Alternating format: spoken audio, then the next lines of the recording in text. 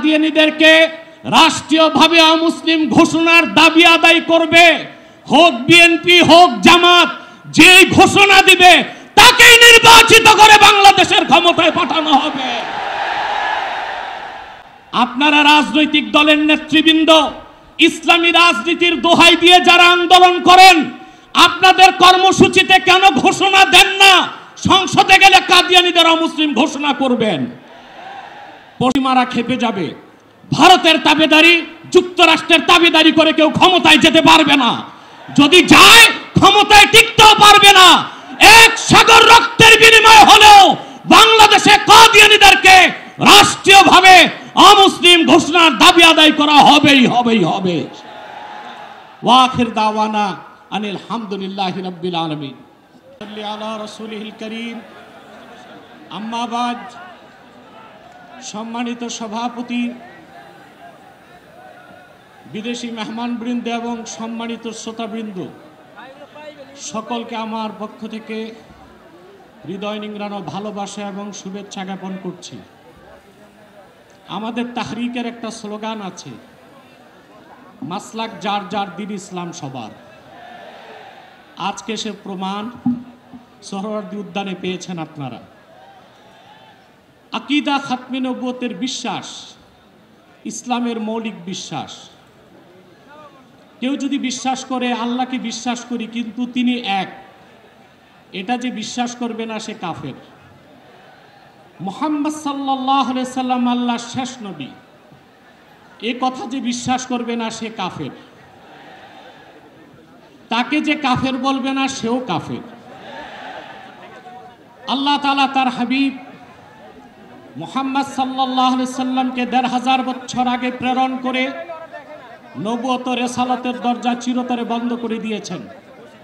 ওনার পরে আজ পর্যন্ত কোনো প্রকারই নবী কিংবা রাসূল আসে নাই, এখনো নাই, কিয়ামত পর্যন্ত আসবে না। এটাই খাতমে নবুয়তের বিশ্বাস। এই বিশ্বাস ছাড়া কেউ মুসলমান হতে পারে না।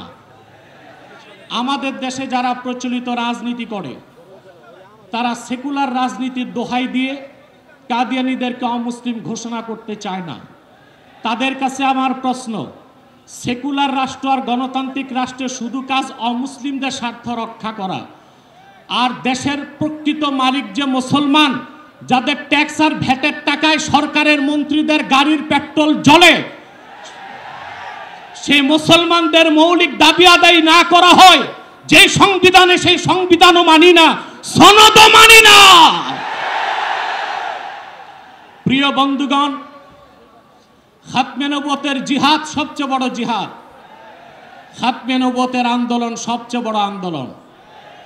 আপনারা আগেও শুনেছেন, রাসূলুল্লাহ সাল্লাল্লাহু আলাইহি সাল্লামের জামানায় 10 বছরের যুদ্ধে ইসলামের পক্ষে এবং বিপক্ষে মোট মানুষ নিহত হয়েছিল 1018 জন। আর সিদ্দিক আকবরের জামানায় মুসাইলামাতুল কাজ্জাবের বিরুদ্ধে যে অভিযান হয়েছিল, সেই যুদ্ধে 1000-এর উপর সাহাবী শাহাদাত বরণ করেছিলেন। যুগে যুগে মিথ্যা নবুয়তের দাবিদাররা যখনই এসেছে, উম্মতের মুসলমান তরবারি দিয়ে ফায়সালা করেছে। ইসলাম পরিপূর্ণ হওয়ার হাজার হাজার বছর পরে ইংরেজ আমলে এক শয়তান, ইংরেজদের পা চাটা গোলাম, মির্জা গোলাম শয়তান কাদিয়ানী নবুয়ত দাবি করেছিল। তাকে আমি গোলাম আহমদ বলি না, কাফের কখনো গোলাম আহমদ হতে পারে না। কাজ্জাব কাদিয়ানী ছিল গোলাম শয়তান কাদিয়ানী। 1908 সালে আল্লাহর গজবে সে ধ্বংস হয়ে জাহান্নামের কুকুর হয়েছে। তার অনুসারী কাদিয়ানীরা বাংলাদেশে এখন ব্যাপক উৎপাত করছে। আপনারা জানেন, বর্তমান সরকার দায়িত্ব নেবার পরে বাংলাদেশের বিভিন্ন জায়গায় কাদিয়ানীদের নতুন নতুন আস্তানা গড়ে তোলা হয়েছে। কাদিয়ানীদের আস্তানা পাহারার জন্য সেনাবাহিনী, পুলিশও মোতায়েন করা হয়েছে। যদি তারা সংখ্যালঘুই হয়ে থাকে তাহলে তাদেরকে সংখ্যালঘু ঘোষণা করতে সমস্যা কোথায়? এদেশে তো হিন্দু, বৌদ্ধ, খ্রিস্টান আছে, আমরা কি তাদেরকে অমুসলিম দাবি করে বলি? তারা অমুসলিম পরিচয়ে আছে। তাদের উপাসনালয়গুলোকে আমরা মসজিদ বলি না, গির্জা বলি, প্যাগোডা বলি, মন্দির বলি। কিন্তু কাদিয়ানীরা ইহুদিদের চেয়ে নিকৃষ্ট কাফের, তারা জিন্দিক। জিন্দিক বলা হয় সেই কাফেরকে যে প্রকাশ্য কাফের, নিজেকে দাবি করে মুসলিম, সেই জন্য শরীয়তের আইনে কাদিয়ানীদের একমাত্র শাস্তি মৃত্যুদণ্ড। যেহেতু বাংলাদেশ সেকুলার রাষ্ট্র, আমরা ছোট একটা দাবি করেছি, তাদেরকে অমুসলিম ঘোষণা করতে হবে। এই দাবি আপনারা কিভাবে আদায় করবেন? ঐক্যবদ্ধ হয়ে বছরে একটা কর্মসূচি দিলেই হবে না। আমি মনে করি এই ময়দান থেকে কর্মসূচি হওয়া উচিত। কুখ্যাত কাফের